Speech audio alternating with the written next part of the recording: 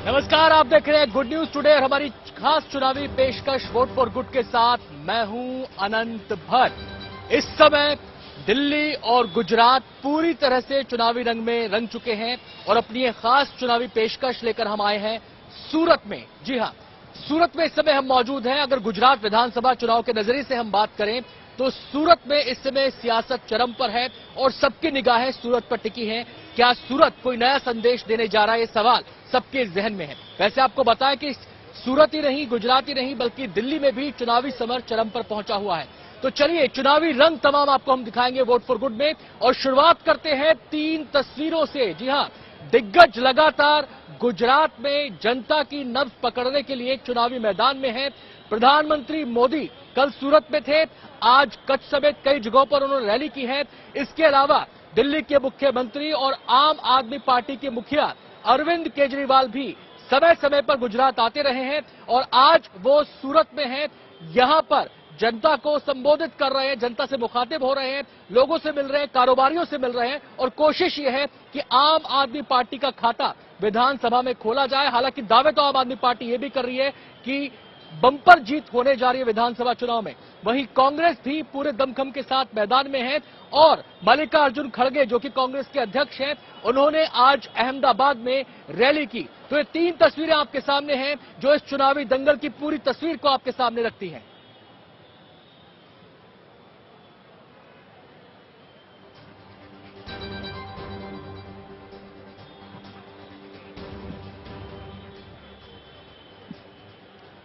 देखिए, चुनाव लोकतंत्र का उत्सव है और ये उत्सव तब तक संपूर्ण नहीं हो सकता जब तक कि इसमें मतदाताओं की भागीदारी न हो। अगर मैं गुजरात के इतिहास को टटोलूं वोटिंग के नजरिए से तो 2 पहलू सामने आते हैं। 2012 में सबसे ज्यादा वोटिंग हुई थी गुजरात में, जब 71.30% लोगों ने यहां पर वोटिंग की थी, और 1980 में सबसे कम वोटिंग हुई है गुजरात में, जब केवल 48.37% लोगों ने वोटिंग की।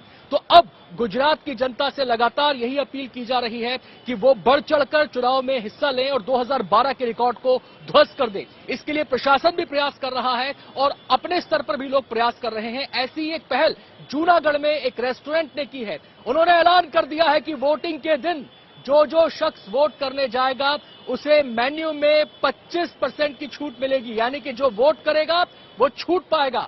बस शर्त एक है कि जब आप रेस्टोरेंट में जाएं, वहां पर मेन्यू मांगे और 25% का डिस्काउंट मांगे तो अपनी ये वाली उंगली जरूर दिखाइए जिस पर स्याही का निशान हो, यानी कि आप वोटिंग करके आए हैं।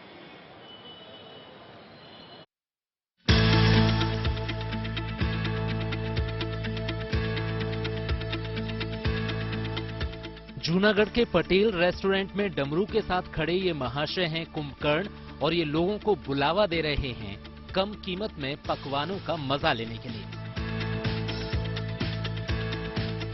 दरअसल गुजरात में 1 और 5 दिसंबर को विधानसभा चुनाव हैं, जिसके लिए इस रेस्टोरेंट में मतदाताओं को खाने के बिल में 25% छूट मिलेगी। इस रेस्टोरेंट के मैनेजमेंट ने वोटरों को जागरूक करने के मकसद से ये स्कीम शुरू की है, यानी बड़ी संख्या में लोग बूथ पर पहुंचें और वोट डालें। मेरे अंकल को ये विचार आया कि मतदान जागृति के लिए हम लोग कस्टमर को एक डिस्काउंट देते हैं स्पेशली, कि जो मतदान करके आएगा उसका जो साइन दिखाएगा उसको हम 25% डिस्काउंट देंगे। ये हमारा मतदान जागृति के लिए अभियान के लिए जो 1 दिसंबर को होने वाला है उसके लिए हमने ये रखा हुआ है। मैडम, इस रेस्टोरेंट में गुजराती और पंजाबी समेत हर तरह का खाना मिलता है, लेकिन यहाँ कुंभकर्ण थाली काफी मशहूर है, यानी एक बड़ी थाली में अच्छा खासा खाना जिसे कई लोग खा सके। इस कुंभकर्ण थाली की कीमत 1250 रुपए है और इसका वजन 10 किलो होता है। इसमें करीबन 35 स्वादिष्ट व्यंजन परोसे जाते हैं। इसमें भी मतदान के दिन 25% छूट मिलेगी। मतदान के दिन कम दाम का ये ऑफर इस रेस्टोरेंट की सभी ब्रांच में मिलेगा। हमारी यहाँ पे जूनागढ़ की नहीं बल्कि पूरे इंडिया की हमारी एक कुंभकर्ण स्पेशल थाली है जो उसका 1250 रुपया है, उस पर भी हम 25% डिस्काउंट देंगे। वो हमारी स्पेशल कुंभकर्ण थाली है और सभी में ऐसा नहीं है कि कुंभकर्ण थाली में जो भी हमारा मेनू है सभी में हम 25% डिस्काउंट देंगे। जो बिल का अमाउंट होगा उसमें 25% हम डिस्काउंट दे देंगे कस्टमर को। उद्देश्य यही है जो 1 दिसंबर को जो मतदान होने वाला है ज्यादा से ज्यादा मतदान हो ओके, और ये जो मतदान की जागृति के लिए हम कर रहे हैं उसके लिए।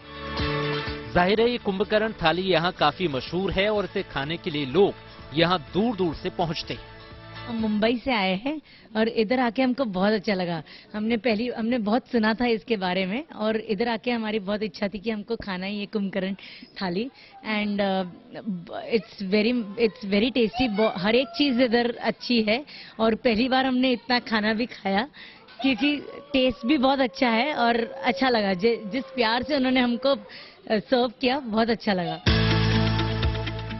इस रेस्टोरेंट में आने वाले ग्राहक भी वोट डालो छूट पाओ स्कीम से खुश हैं। इनका कहना है कि ऐसी ही छोटी कोशिशों से मतदाता भी वोट डालने के लिए प्रेरित होते हैं। एक्सीलेंट ऑफर है ये, यानी ये लोगों को उत्साहित करेगी और अच्छा है। यानी इस तरीके से हम लोगों को उत्साहित कर रहे हैं और प्लस लोग इधर आके खाना भी खाएंगे और बढ़िया खाना खाएंगे। जो स्कीम है 1 दिसंबर को वोटिंग के बाद जो भी यहाँ आएंगे, सब लोग एंथुसियास्टिकली यहाँ पर आएंगे और उनको एक मोटिवेशन मिलेगा कि हाँ हम वोट करके यहाँ पर आएंगे, खाना अच्छा मिलेगा। पहली बार कुछ खाएंगे ऐसा थाली तो हमें भी अच्छा लगा और वैसे उनको भी अच्छा लगेगा।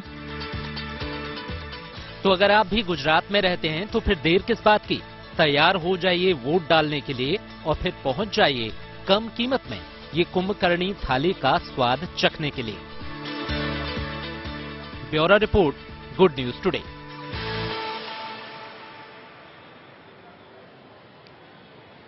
तो जूनागढ़ के लोगों के लिए रेस्टोरेंट ने अच्छा ऑफर दिया है, लेकिन भाई एक बात का रखना ध्यान, पहले मतदान और उसके बाद 25% के डिस्काउंट वाला खान पान, तभी मनेगा लोकतंत्र का यह उत्सव। खैर, अब बात कर लेते हैं सूरत की। सूरत में इस समय हम मौजूद हैं और जब बात होती है सूरत की तो चमकदार हीरा भी सामने आता है। 2,32,000 करोड़ का सालाना टर्नओवर है इस कारोबार का। और सूरत के हीरे की एक और खासियत है, वो ये 2 किस्म के हीरे हैं यहां पर। एक तो नेचुरल हीरा जो खदानों में मिलता है और एक है टेस्ट ट्यूब हीरा। हाँ, टेस्ट ट्यूब हीरा इसलिए हम कह रहे हैं क्योंकि ये लैब में तैयार किया जाता है, लेकिन खासियत बिल्कुल नेचुरल हीरे जैसी ही होती है। कीमत में थोड़ा कम होता है लेकिन डिमांड इसकी भी जोरों पर है। तो हमने कोशिश करी कि भाई मतदाता के नजरिए से कारोबारियों से भी बातचीत कर ली जाए। जो हीरा इंडस्ट्री सूरत की पहचान है, वो हीरा इंडस्ट्री इस बार के मतदान को लेकर क्या सोच रही है, इस बार के चुनाव को लेकर क्या सोच रही है, उसके जहन में क्या चल रहा है। तो हमने इसको भी टटोलने की कोशिश की और गए उस लैब में जहां पर ये टेस्ट ट्यूब हीरा तैयार होता है और बात की कारोबारियों से भी। तो सूरत में इस समय जहां मैं खड़ा हूं वो पहली नजर में हो सकता है आपको कोई कंप्यूटर लैब नजर आए, हो सकता है आपको लगे कि किसी सॉफ्टवेयर कंपनी के ऑफिस में मैं हूं, लेकिन मैं आपको बता दूं कि मैं उस जगह पर हूं जहां पर हीरे पैदा किए जाते हैं। आप सोचेंगे हीरा तो माइंस में पैदा होता है, इतनी खोजबीन उसके लिए करनी पड़ती है, लेकिन जनाब जमाना बदल रहा है और अब ये जमाना लैब ग्राउंड डायमंड्स का भी है। जो प्राकृतिक हीरा होता है उसकी टक्कर में इस समय लैब ग्राउंड डायमंड भी है। तो ये जो पूरी लैब आप देख रहे हैं यहाँ पर लैब ग्राउंड डायमंड्स की ही ये लैब है, यानी कि उन्हीं पैमानों पर हीरों को यहाँ पर पैदा किया जाता है। एक प्रकार से मैं कह दें कि ये लैब ग्राउंड जो डायमंड है ये टेस्ट ट्यूब डायमंड है, यानी कि इसको लैब में पैदा किया जाता है। और ये यहाँ पर ये देखिए पूरा का पूरा यहाँ पर ये हीरो का जो कच्चा रूप है वो यहाँ पे छोटे छोटे बॉक्सेस के अंदर रखा हुआ है, जिनको यहाँ पर परखा जाता है। उसके बाद उसकी डायमेंशंस तैयार की जाती हैं और उसके बाद फिर इसकी कटिंग, पॉलिशिंग, मैन्युफैक्चरिंग सब कुछ वैसे ही होता है जैसे कि प्राकृतिक हीरे के अंदर किया जाता है। आपको बताएं कि जो प्राकृतिक हीरा है, जो नेचुरल हीरा है, उसकी मुकाबले में लैब ग्राउंड डायमंड की भी डिमांड काफी तेजी से बढ़ रही है। हम सीधे यहाँ पर बातचीत करेंगे जो हमारे साथ मौजूद हैं, जो इसका ऊपर काम कर रहे हैं। आपका नाम क्या है? राकेश खैनी जी, ये हम रॉ हीरा देख रहे हैं लैब ग्राउंड डायमंड, इसके बाद इसका क्या प्रोसेस रहता है पूरा? फिर इसके बाद कटिंग और पॉलिशिंग होगा उसका। जी। और lab grown diamond natural diamond जैसे स्ट्रेंथ आती है और नेचुरल डायमंड टाइप 2A है, उसके जैसा ही lab grown diamond type 2A जैसा स्ट्रेंथ आती है और लैब में तैयार होता है और माइंस में तैयार होता है। उसमें बहुत ज्यादा फर्क है नहीं जी। उसके जैसे ही पॉलिशिंग कटिंग होता है और स्ट्रेंथ भी उसके जैसी ही है। तो सूरत के हीरा कारोबार में लैब ग्राउंड डायमंड भी अपनी खूब चमक बिखेर रहा है। हमने आपको दिखाया कैसे इसे लैब में तैयार किया जाता है, इसकी शेप एंड साइज डिसाइड होती है और उसके बाद फिर ये हीरा आता है मैन्युफैक्चरिंग यूनिट में, जहां इसकी कटिंग और पॉलिशिंग का काम किया जाता है और फिर फाइनल प्रोडक्ट इस रूप में सामने आता है। ये अलग अलग कैरेट के हीरे यहाँ पर रखे हुए हैं और ये देखिए, ये हीरा आपको देखने में ही लुभा रहा होगा। आपको मैं बताऊं, मैं अपने कैमरामैन को कहूंगा इसको करीब से दिखाएं। ये 8 कैरेट का हीरा है, 8 कैरेट का हीरा। और हालांकि ये नेचुरल डायमंड की तुलना में 8 कैरेट का हीरा सस्ता है, लेकिन इस सस्ते हीरे की कीमत आप जानते हैं कितनी है? अगर मैं अमेरिकी डॉलर में बात करूं तो ये है 14,000 अमेरिकी डॉलर का हीरा, जिसे लैब में तैयार किया गया है। लैब ग्राउंड डायमंड 14,000 अमेरिकी डॉलर। अगर इसे मैं इंडियन रुपी में कन्वर्ट करूं तो ये 11 लाख से ऊपर का बैठता है। और ये 8 कैरेट का हीरा है। इसके अलावा अलग अलग शेप और साइज के हीरे यहाँ पर रखे हुए हैं और सबकी कीमत उसके कैरेट के हिसाब से तय की जाती है। कम से कम इसकी कटिंग पॉलिशिंग में 1 से 1.5 दिन तक लग जाता है हमको अच्छी तरह से पॉलिश करने में। और प्रोसेसिंग पूरे की पूरी जो कटिंग पॉलिशिंग की और चेकिंग की है वो कम से कम 3 से 4 दिन की रहती है। सरकार से क्या चाहते हैं? अभी तो आप बता रहे हैं कि सब कुछ ठीक ही चल रहा है, लेकिन जो चुनौतियां या कुछ डिमांड्स होती हैं हर इंडस्ट्री की अपनी, तो आपकी डायमंड इंडस्ट्री की डिमांड क्या है? डायमंड इंडस्ट्री को ऐसे देखें तो जीएसटी के अंदर भी सरकार ने, हमने जैसे बात की ऐसी सरकार ने मान्य रखी है और जीएसटी का बहुत प्रॉब्लम था वो भी सॉल्व। लेकिन एक दो बात है आपके माध्यम से मैं बात करूंगा। एक है इक्विलाइजेशन लेवी 2%। जो ऑनलाइन बिजनेस होता है वो ऑनलाइन बिजनेस के अंदर सरकार 2% इक्विलाइजेशन लेवी लेती है। ये कोरोना के काल के दरमियान लोग ट्रैवलिंग नहीं कर रहे थे, दुबई नहीं जा रहे थे, बेल्जियम नहीं जा रहे थे, अफ्रीका खंड के अंदर नहीं जा रहे थे, तो ऑनलाइन बिजनेस करना पड़ता था। जिन लोगों के ऑफिसेज इंडिया के अंदर है वो लोग ऑनलाइन ऑप्शन के अंदर पार्टिसिपेट रहते हैं तो उनको 2% एक्स्ट्रा देना पड़ता है। शायद मेरे ऑफिस दुबई में है, मेरे ऑफिस बेल्जियम में है, मेरे ऑफिस अमेरिका के अंदर है, तो मुझे 2% देना नहीं पड़ता है।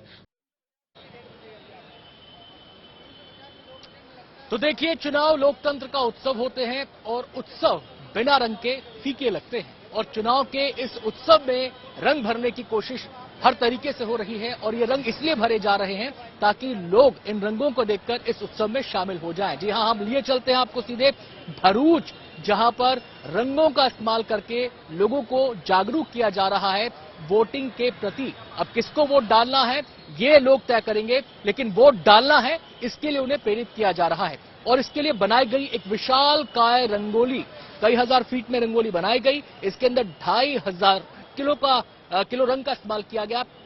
50 कलाकार इसमें शामिल हुए। इसके अलावा टीचर्स ने भी इसमें सहयोग किया और जब ये रंगोली बनकर तैयार हो गई तो सबके चेहरे खिल गए।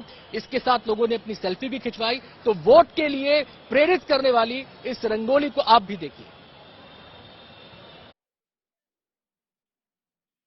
गुजरात विधानसभा के जनरल इलेक्शंस आज से 4 दिन बाद 1 दिसंबर को फर्स्ट फेज में भरूच में होने जा रहे हैं।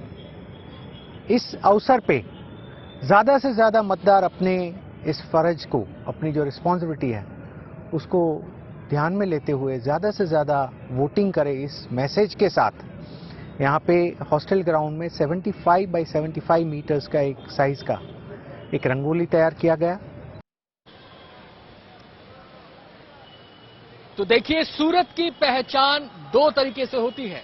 डायमंड के बारे में हम बात कर चुके हैं और अब बात कर लेते हैं उस कपड़े की जहां बड़ा कारोबार सूरत का है। और इस समय मैं आपको बताऊं कि इस समय मैं मिलेनियम टेक्सटाइल मार्केट में मौजूद हूं। यहां पर कई ट्रेडर्स काम करते हैं, होलसेल ट्रेडर्स काम करते हैं। अब बात कर लेते हैं कारोबारियों की कि आखिर जो कारोबारी है सूरत की कपड़ा इंडस्ट्री से जुड़े हुए, वो क्या सोच रहे हैं। आपको बता दें वैसे कि प्रतिदिन 5 करोड़ मीटर कपड़ा सूरत में पैदा होता है हर किस्म का। लेकिन एक वोटर के नजरिए से कारोबारी चुनाव को लेकर क्या सोच रहे हैं, उनकी क्या डिमांड्स हैं, क्या चुनौतियां हैं, जरा सुनिए।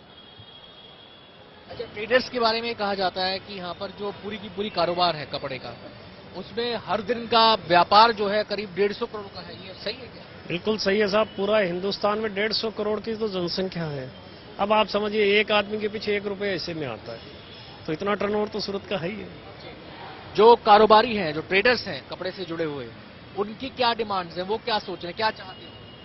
उनकी तो कोई डिमांड नहीं है। जीएसटी का था वो सब अभी क्लियर हो गया है। यहाँ तो किसी को कुछ तकलीफ ही नहीं है। और आम आदमी है जो सब खड़े हैं।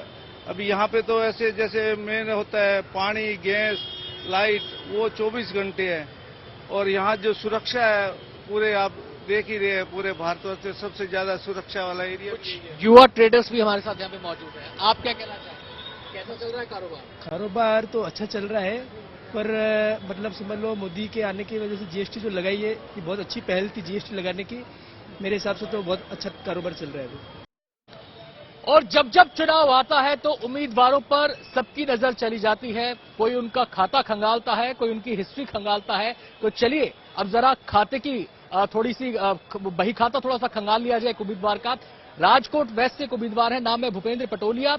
वो ये दावा कर रहे हैं कि वो इस चुनाव के अंदर सबसे गरीब कैंडिडेट हैं। वैसे आपको बताया कि राजकोट वेस्ट जो सीट है, इसका रिप्रेजेंटेशन 2002 में नरेंद्र मोदी भी कर चुके हैं। उस समय वो उस समय गुजरात के वो मुख्यमंत्री थे, और अब भूपेंद्र पटोलिया इस सीट से चुनाव मैदान में हैं।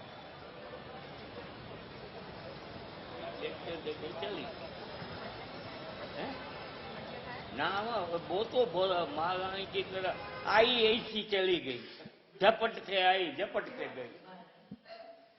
अब आप इंडिपेंडेंट कैंडिडेट खड़े हैं, तो आपका क्या मैनिफेस्टो है? कुछ है मैनिफेस्टो? हाँ, बताए आपको क्या है, कौन से मुद्दे को लेकर आप? क्योंकि अभी मैं रिटायर्ड हुआ ने 15 बरस हो गया, तो जो कुछ थे वो दे दिया बच्चे को, तो अब मेरे पास क्या होगा? पेंशन। अच्छा, तो आप सिर्फ अपनी पेंशन पे खर्चा करते हैं? हाँ, पेंशन से रहता है ना। तो अब किस मुद्दे पे वोट मांगेंगे? अरे ये मेरी असेंबली का एरिया, ये एक बिल्डिंग नहीं है। हाँ, यहाँ से नाना मवा तक असेंबली रैया गांव में है। ठीक है, तो आप प्रचार के लिए जा रहे हैं? प्रचार के लिए अब जाऊंगा। कब जाएंगे? अभी कुछ ही दिन रह गए हैं चुनाव में, पहले फेज में इलेक्शन। नहीं बोला जाता, जो बात खानगी है वो। अच्छा, हाँ, तो अब आपके प्रचार में कोई आपकी मदद नहीं कर रहा है क्या? ना करेंगे, सबको ना बोला है, अभी नहीं। तो गुजरात का चुनावी रंग तो आपने देख लिया। अब आपको लिए चलते हैं सूरत से सीधा दिल्ली, क्योंकि दिल्ली में भी एक दंगल लड़ा जा रहा है, और वो दंगल है नगर निगम का। और इस दंगल में भी पूरी ताल ठोकी जा रही है, पूरे दमखम के साथ ताल ठोकी जा रही है। एक तरफ बीजेपी है, एक तरफ आम आदमी पार्टी है, एक तरफ कांग्रेस है, और तीनों ही पार्टियां दम भर रही हैं कि इस बार जनता का सहयोग उन्हें मिलेगा। लेकिन क्या मुद्दे हैं, कौन सी चुनावी चुनौतियां हैं, किन मुद्दों को लेकर लोग सोच रहे हैं, नेता सोच रहे हैं, इसको टटोलने की कोशिश की हमारे संवाददाता अभिषेक ने। इस जन्म नहीं होगी केजरीवाल की एमसीडी की इस जन्म में ना होगी, नहीं होगी यार। भाई यूपी और हमारे एक मिनट यार, वोटर वही है, विधानसभा में वोट कर देते हैं केजरीवाल को, अब इसमें बता रहे हो कि इस जन्म में नहीं होगी एमसीडी। वोटर क्या कहीं बाहर से आ जाते हैं? इतनी बढ़िया एमसीडी में सफाई चल रही, जैसे बढ़िया कब गंदगी चाहिए। केजरीवाल तो बुरो कर रही है आपका एमसीडी। अरे यार, और कौन से कराओ यार। अरे पंजा ही लड़ रहे हो कि कुछ चुनाव के बारे में पता है? पता है भैया, पता है। हाँ जी। कौन जीत रहा है इस बार एमसीडी? बीजेपी जीतेगी। बीजेपी क्यों बीजेपी? क्यों बीजेपी है सपोर्टर हम? बीजेपी की सरकार, मोदी सरकार। अच्छा ये बताओ, जब यहाँ वोट होगा तो प्रत्याशी यहाँ जो लड़ रहा है उसके नाम पे होगा या फिर मोदी के नाम पर होगा? मोदी के नाम पे होगा। मोदी के नाम पे बिल्कुल। केजरीवाल भी है फाइट में? ना केजरीवाल। विधानसभा 2 विधानसभा जीत। देखिए, इस समय सूरत में हवा चलनी शुरू हो गई है, लेकिन दिल्ली में एमसीडी चुनाव में किसकी हवा चल रही है, इसको टटोलने की कोशिश सभी लोग कर रहे हैं। हवा का रुख भांपने की कोशिश सभी लोग कर रहे हैं। हमारी संवाददाता नवजोत भी निकली, लोगों के बीच गई, शालीमार बाग में गई, और लोगों से जानने की कोशिश की कि उनके मुद्दे क्या हैं, उनके जहन में क्या चल रहा है। एमसीडी चुनाव और बहुत अहम इसलिए हो जाता है क्योंकि देखिए, एक तरफ हिमाचल चुनाव संपन्न हो चुका है, गुजरात चुनाव चल रहा है, और इधर एमसीडी का चुनाव, यानी उधर भी बीजेपी वर्सेस आम आदमी पार्टी गुजरात में हो रहा है। हालांकि तीसरी पार्टी कांग्रेस भी है, लेकिन यहाँ भी कांग्रेस, बीजेपी और आम आदमी पार्टी। लेकिन गुड न्यूज टुडे की टीम जब बाहर निकलती है तो हम लोग यही सोचने समझने की कोशिश करते हैं कि जनता को क्या चाहिए। मतलब ऐसी कौन सी चीज है क्या अच्छाई है जिसके लिए जनता अपने वोट का इस्तेमाल करेगी। तो वोट फॉर गुड में आपका स्वागत है। एमसीडी चुनावों में इस बार जनता क्या गुड जा रही है वो जानने की कोशिश करते हैं। फिलहाल आपको बता दूं, शालीमार बाग में इस वक्त मैं मौजूद हूं। दो तरह का, एक शहरी इलाका है, एक झुग्गी झोपड़ी का इलाका है। झुग्गी झोपड़ी के इलाके में लोगों की सबसे बड़ी समस्या है, वहां पर पोल्यूशन बहुत है, गंदगी बहुत ज्यादा है, साफ सफाई वहां पर नहीं होती है, ये एक समस्या है। इसको लेकर लोगों की शिकायतें हैं। पॉश एरियाज में सबसे ज्यादा प्रॉब्लम यहाँ पर पानी की है। पानी को लेकर यहाँ पर लोग अक्सर, यहाँ पर कहा जाता है कि मारामारी भी हो जाती है। 15 साल से एमसीडी पर बीजेपी काबिज है, लेकिन इस बार क्या चाह रही है जनता, आइए जानने की कोशिश करते हैं। तो तमाम लोग हैं, देखिए ये बहुत हैपनिंग प्लेस है, हर इलाके का एक एक हैपनिंग प्लेस रहता ही है। यहाँ पर ये बहुत ही बड़ी हैपनिंग मार्केट है, जहाँ पर अक्सर शाम में लोग आते हैं, चहलकदमी भी होती है, बातचीत भी होती है और चुनावी मुद्दों को लेकर चर्चाएं भी बहुत ज्यादा होती हैं। कुछ लोग यहाँ पर मेरे साथ हैं।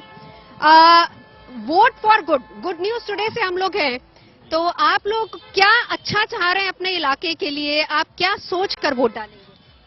हम शालीमार बाग के विकास के लिए वोट डालना चाहेंगे, क्योंकि डॉक्टर साहब सिंह वर्मा जब यहाँ विधायक थे, उनके बाद यहाँ पर एक भी सड़क नहीं बनी।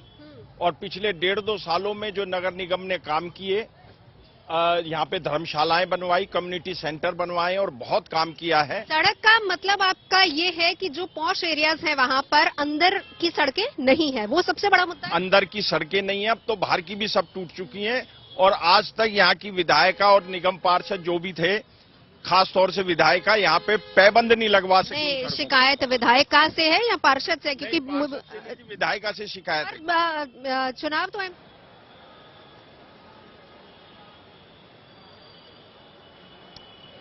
वोट फॉर गुड में आज बस इतना ही। अभी एक छोटा सा ब्रेक ले रहे हैं, लेकिन आपको कहीं नहीं जाना है, आपको देखते रहना है गुड न्यूज टुडे। मुझे दीजिए इजाजत, नमस्कार।